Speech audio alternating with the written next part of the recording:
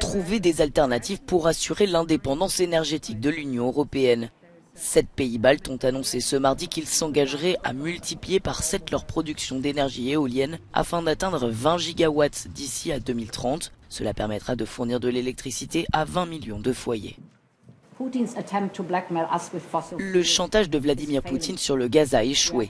Nous allons accélérer la transition écologique, nous nous débarrassons de la dépendance au gaz russe et nous allons accélérer les énergies renouvelables, propres, moins chères et produites sur place.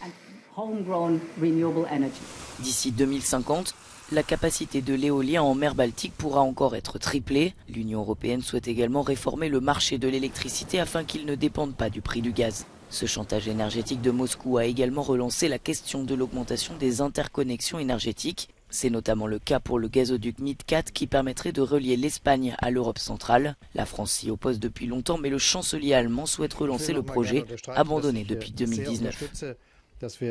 Je suis favorable à la création d'une telle connexion. Il s'agit d'améliorer les interconnexions du réseau gazier européen aujourd'hui et à long terme d'utiliser ensemble l'hydrogène en Europe. Un conseil de défense consacré à l'approvisionnement en gaz et en électricité se tiendra ce vendredi en France. Le géant Gazprom a annoncé au groupe Engie que les livraisons de gaz allaient être suspendues dès ce jeudi. Pour contrer le risque de pénurie, le gouvernement français appelle donc à la sobriété énergétique. Nous devons consommer moins d'énergie chez nous, dans les transports, dans les commerces, dans les entreprises, dans les administrations. C'est un engagement collectif de réduction de la consommation d'énergie qui doit être pris.